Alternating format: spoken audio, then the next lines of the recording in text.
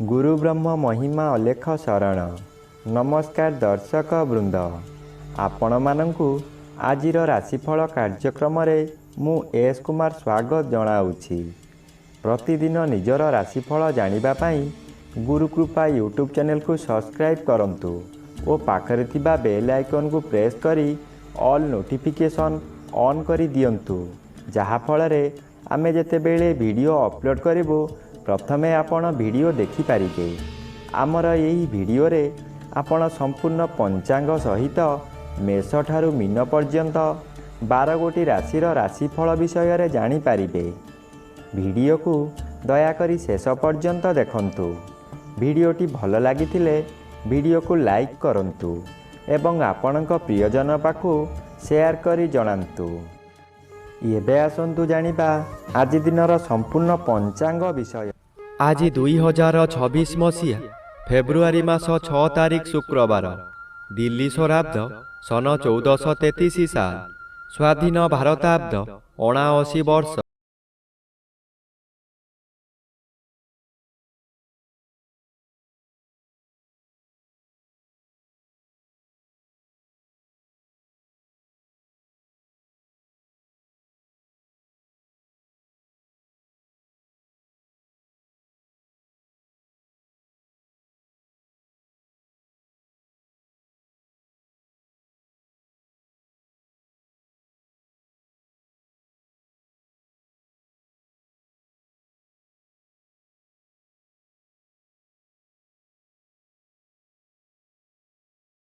श्लीता गते अस्त।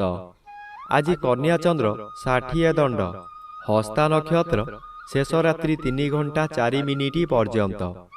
आज जन्मित शिशुर कन्या राशि शूद्र वर्ण देवगण, शेष रात्रि 3 घंटा 4 मिनिट गते दानवगण। आज मृत व्यक्तिर पुष्कर दोष नाही। निषिद्ध खाद्य आज बेल भोजन निषेध अटे। आजिर अमृत जोग प्रातरु दिवा 7 घंटा 58 मिनिट मध्य, दिवा 8 घंटा 46 मिनिट गते 11 घंटा 10 मिनिट मध्य, दिवा 12 घंटा 46 मिनिट गते 1 घंटा 22 मिनिट मध्य, अपराह्न 3 घंटा 19 मिनिट गते 4 घंटा 33 मिनिट मध्य, रात्रि 7 घंटा 15 मिनिट गते 9 घंटा 49 मिनिट मध्य एवं रात्रि 2 घंटा 14 मिनिट गते शेष रात्रि 3 घंटा 38 मिनिट मध्य। आजिर महेंद्र जोग रात्रि 10 घंटा 58 मिनिट गते 11 घंटा 21 मिनिट मध्य एवं शेष रात्रि 3 घंटा 37 मिनिट गते 6 घंटा 21 मिनिट मध्य। आजिर काल बेला एवं बार बेला दिवा 9 घंटा 26 मिनिट गते 1 घंटा 8 मिनिट मध्य। आजिर काल रात्रि रात्रि 7 घंटा 29 मिनिट गते 9 घंटा 55 मिनिट मध्य। आजिर राहु काल पूर्वाह्न 10 घंटा 30 मिनिट ठारू मध्याह्न 12 घंटा मध्य। आज वृष राशिर घात चंद्र, वृष राशिर घात नक्षत्र, घात तिथि नाही। बिछा राशि धनु राशि और मीन राशिर घात 12। प्रिय बंधुगण, एबे आसंतु जानिबा मेष ठारू मीन पर्यंत 12 गोटी राशिर राशिफल विषय रे। राशि चक्रर प्रथम राशि मेष राशि। आज मेष राशि जन्मित व्यक्ति मानक सकाशे षष्ठ चंद्र बाधा प्राप्त अछंती, अशुभ फल प्रदान करिवे। पारिवारिक कलह हेब, कर्म रे विफलता आपणकर ज्ञाति शत्रु मानक द्वारा हेब। आज प्रत्येक स्थान रे आपण अपमानित हेबे। व्यवसाय रे आपणकर बहु हानि घटिब। अर्थ सकाशे कहा सहित जुक्ति तर्क होई पारे।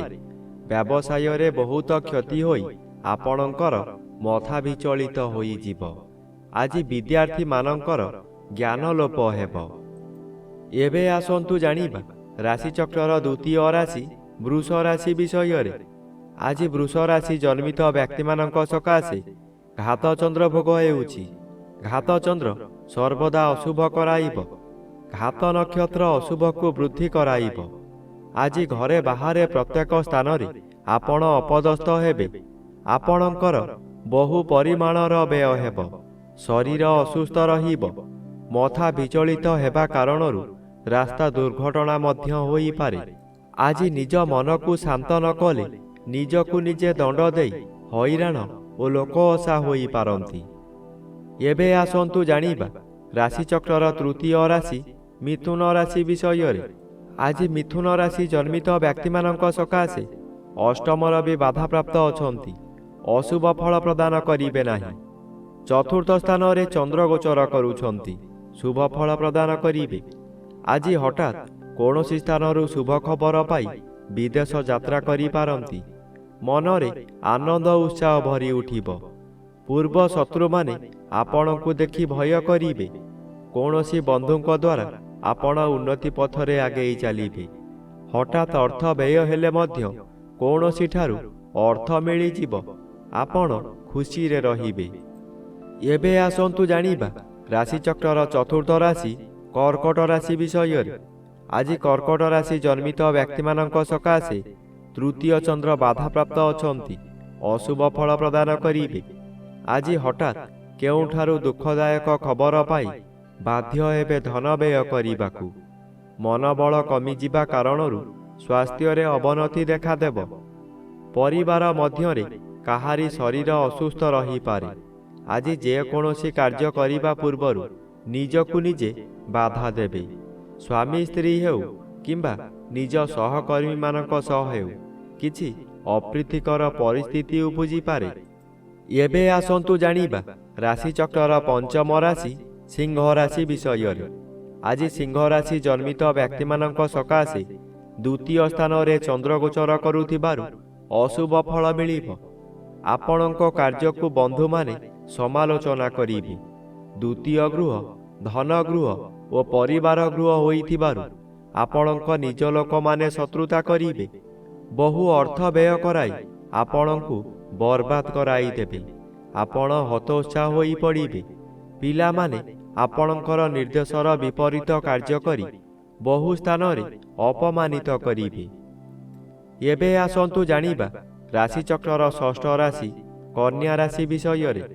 ଆଜି କନ୍ୟା ରାଶି ଜନ୍ମିତ ବ୍ୟକ୍ତିମାନଙ୍କ ସକାଶେ ଶ୍ରୀଚନ୍ଦ୍ର ଭୋଗ ହେଉଥିବାରୁ ଓ ଅନ୍ୟ ଗ୍ରହ ଦ୍ୱାରା ବାଧା ପାଉଥିବାରୁ କେତେକାଂଶରେ ଅଶୁଭ ଫଳ ମିଳିବ। ମାନସିକ ସ୍ଥିତି ବିଗିଡ଼ିଯିବ। ଚନ୍ଦ୍ର ମନକାରକ ଗ୍ରହ ହୋଇଥିବାରୁ ମନରେ ସନ୍ଦେହ ଜାତ ହେବ। ରାତ୍ରି ଅନିଦ୍ରା ରହି ପ୍ରତିଶୋଧ ନିଆଁରେ ଜଳିବେ। ଚୋରି ଡକାୟତି ମଧ୍ୟ ହୋଇପାରେ। ଉପବାସରେ ରହିବେ। ପାଖରେ ଖାଦ୍ୟ ଥାଇ ମଧ୍ୟ ଖାଇପାରିବେ ନାହିଁ। ସତର୍କ ଓ ସାବଧାନ ନ ରହିଲେ ନିଜେ ନିଜର ବହୁ କ୍ଷତି କରି ବସିବେ। ଏବେ ଆସନ୍ତୁ ଜାଣିବା ରାଶିଚକ୍ରର ସପ୍ତମ ରାଶି ତୁଳା ରାଶି ବିଷୟରେ। ଆଜି ତୁଳା ରାଶି ଜନ୍ମିତ ବ୍ୟକ୍ତିମାନଙ୍କ ସକାଶେ ଦ୍ୱାଦଶ ସ୍ଥାନରେ ଚନ୍ଦ୍ର ଗୋଚର କରୁଛନ୍ତି। କୃଷ୍ଣ ପକ୍ଷରେ ଦ୍ୱାଦଶ ଚନ୍ଦ୍ର ଶୁଭ ଫଳ ଦିଅନ୍ତି। ଆଜି ଆପଣଙ୍କ ପରିବାର ମଧ୍ୟରେ ଶାନ୍ତି ଆସିବ। ସ୍ୱାମୀ ସ୍ତ୍ରୀଙ୍କ ମଧ୍ୟରେ ପୂର୍ବରୁ ଥିବା ମାନମନାନ୍ତର ଆପୋଷ ବୁଝାମଣାରେ ତୁଟିଯିବ। ଦ୍ୱାଦଶ ଚନ୍ଦ୍ର ବିଦେଶ ଯାତ୍ରା କରାଇପାରେ, କିନ୍ତୁ କୃଷ୍ଣ ପକ୍ଷରେ ଗଲେ ଶୁଭ ଫଳ ନିଶ୍ଚୟ ମିଳିବ। ଆପଣଙ୍କର କାର୍ଯ୍ୟ ସଫଳ ହେବ। ଏହି ସମୟରେ ଧର୍ମ କାମ କରି କିଛି ଧର୍ମ ସଞ୍ଚୟ କରିପାରନ୍ତି। ଏହି ଧର୍ମ ଆପଣଙ୍କର ଶେଷ ସମୟକୁ ଗଚ୍ଛିତ ହୋଇ ରହିବ। ଏବେ ଆସନ୍ତୁ ଜାଣିବା ରାଶିଚକ୍ରର ଅଷ୍ଟମ ରାଶି ବିଛା ରାଶି ବିଷୟରେ। ଆଜି ବିଛା ରାଶି ଜନ୍ମିତ ବ୍ୟକ୍ତିମାନଙ୍କ ସକାଶେ ଘାତବାର ଅଶୁଭ ଓ ଏକାଦଶ ଚନ୍ଦ୍ର ଅନ୍ୟ ଗ୍ରହ ଦ୍ୱାରା ବାଧା ପାଉଥିବାରୁ ଶୁଭ ଫଳ ବଦଳରେ ଅଶୁଭ ଫଳ ପ୍ରଦାନ କରିବେ। ଆପଣଙ୍କର ପ୍ରତ୍ୟେକ କାର୍ଯ୍ୟରେ ବାଧା ଆସିବ ହିଁ ଆସିବ। ଆୟରେ ହଠାତ୍ କିଛି ସମସ୍ୟା ଦେଖାଦେବ। ଆପଣ ଯେତେ ଚେଷ୍ଟା କଲେ ମଧ୍ୟ ତାହା ହୋଇପାରିବ ନାହିଁ। ଏହି ସମୟରେ ବନ୍ଧୁମାନେ ଆପଣଙ୍କର ବିରୁଦ୍ଧରେ ଯିବେ। କିଛି କ୍ଷତି କରିପାରିବେ ନାହିଁ ସତ, କିନ୍ତୁ ଏପରି ବାଧା ସୃଷ୍ଟି କରିବେ ଯାହାଦ୍ୱାରା ଆପଣ ବିଚଳିତ ହୋଇଯିବେ। ଏବେ ଆସନ୍ତୁ ଜାଣିବା ରାଶିଚକ୍ରର ନବମ ରାଶି ଧନୁ ରାଶି ବିଷୟରେ। ଆଜି ଧନୁ ରାଶି ଜନ୍ମିତ ବ୍ୟକ୍ତିମାନଙ୍କ ସକାଶେ ଦଶମ ଚନ୍ଦ୍ର ଓ ଦ୍ୱିତୀୟ ରବି ଉଭୟ ବାଧାପ୍ରାପ୍ତ ଅଛନ୍ତି। ଅଶୁଭ ଫଳ ମିଳିବ। ଘାତବାର ଅଶୁଭକୁ ବୃଦ୍ଧି କରାଇବ। କର୍ମକ୍ଷେତ୍ରରେ ଅପଯଶ ଅପମାନ ମିଳିବ। ଦୁର୍ନାମ ଆପଣଙ୍କର ପିଛା ଛାଡ଼ିବ ନାହିଁ। ସଫଳତା ପାଉଥିବା କାର୍ଯ୍ୟରୁ ବିଫଳତା ମିଳିବ। ଆପଣଙ୍କର ଇଚ୍ଛା ପୂରଣ ହେବ ନାହିଁ। ଆପଣ ଯାହା ସହଜ ବୋଲି ଭାବୁଥିଲେ ତାହା ବହୁ କଷ୍ଟକର ହେବ। ଏହି ସମୟରେ କୌଣସି ବ୍ୟକ୍ତି ଆପଣଙ୍କୁ ମିଠା ମିଠା କଥା କହି ଭୁଲ ରାସ୍ତାକୁ ନେଇଯିବେ। ଏବେ ଆସନ୍ତୁ ଜାଣିବା ରାଶିଚକ୍ରର ଦଶମ ରାଶି ମକର ରାଶି ବିଷୟରେ। ଆଜି ମକର ରାଶି ଜନ୍ମିତ ବ୍ୟକ୍ତିମାନଙ୍କ ସକାଶେ ନବମ ସ୍ଥାନରେ ଚନ୍ଦ୍ରଗୋଚର କରୁଛନ୍ତି। ଅଶୁଭ ଫଳ ମିଳିବ। ଆଜି ଆପଣ ଶୁଭ କର୍ମରେ ଯୋଗଦାନ କରି ବହୁ ଅର୍ଥ ବ୍ୟୟ କରିବେ, କିନ୍ତୁ କାହାରି ପାଖରୁ ପ୍ରଶଂସା ମିଳିବ ନାହିଁ। ଶେଷରେ ଲୋକ ଅସା ହେବେ। ଆପଣଙ୍କୁ ଲୋକମାନେ ପରିହାସ କରିବେ। ଆପଣଙ୍କର ଅସ୍ଥିରତା ପ୍ରକାଶ ପାଇବ। ଆପଣ କ୍ଷୋଭ ପ୍ରକାଶ କରିବେ।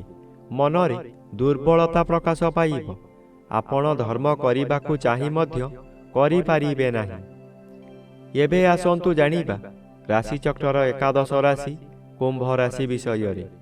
ଆଜି କୁମ୍ଭ ରାଶି ଜନ୍ମିତ ବ୍ୟକ୍ତିମାନଙ୍କ ସକାଶେ ଅଷ୍ଟମ ସ୍ଥାନରେ ଚନ୍ଦ୍ରଗୋଚର କରୁଛନ୍ତି। ଅଶୁଭ ଫଳ ମିଳିବ। ଅଷ୍ଟମ ସ୍ଥାନ ଆୟୁ ସ୍ଥାନ ଓ ମାରକ ସ୍ଥାନ। ଚନ୍ଦ୍ର ଏପରି ଏକ ଗ୍ରହ ମୃତ୍ୟୁକୁ ମଧ୍ୟ ମାରିପାରେ। ଚନ୍ଦ୍ର ଅଷ୍ଟମରେ ଭ୍ରମଣ କରୁଥିବା ସମୟରେ ବହୁ ଦୁର୍ଘଟଣା ମଧ୍ୟ ଘଟାଇପାରେ, ତାହା ମାନସିକ ହେଉ କିମ୍ବା ଶାରୀରିକ। ଆଜି ନିଜକୁ ସତର୍କ ନ ରହିଲେ ନିଜ ଗୋଡ଼ରେ ନିଜେ କୁରାଢ଼ି ମାରିବା ସଦୃଶ ହେବ। ଏଣୁ ମନକୁ ଶାନ୍ତ ରଖନ୍ତୁ, ବ୍ୟବହାର ଠିକ୍ ରଖନ୍ତୁ। ଏବେ ଆସନ୍ତୁ ଜାଣିବା ରାଶିଚକ୍ରର ଦ୍ୱାଦଶ ବା ଶେଷ ରାଶି ମୀନ ରାଶି ବିଷୟରେ। ଆଜି ମୀନ ରାଶି ଜନ୍ମିତ ବ୍ୟକ୍ତିମାନଙ୍କ ସକାଶେ ସପ୍ତମ ଚନ୍ଦ୍ର ଶୁଭ ଓ ଏକାଦଶ ରବି ଶୁଭ ଫଳ ପ୍ରଦାନ କରିବେ। ଆଜି ଆପଣଙ୍କ ପରିବାର ମଧ୍ୟରେ ହସ ଖୁସିର ଉତ୍ତମ ବାତାବରଣ ଆସିବ। ଏହି ସମୟରେ ଆପଣଙ୍କ ଜନ୍ମସ୍ଥାନଠାରୁ ଦୂରରୁ ଖୁସି ଖବର ମିଳିବ। ଆପଣଙ୍କର ଆୟ ବୃଦ୍ଧି ହେବ। ସ୍ୱାମୀ କିମ୍ବା ସ୍ତ୍ରୀ ଜଣେ ଅନ୍ୟ ଜଣଙ୍କୁ ନିବିଡ଼ ଭାବରେ ଭଲ ପାଇବେ। ଆପଣ ଯାହା ବ୍ୟବସାୟ କରୁଛନ୍ତି ତହିଁରେ ଆଶାଠାରୁ ଅଧିକ ଆୟ ହେବ।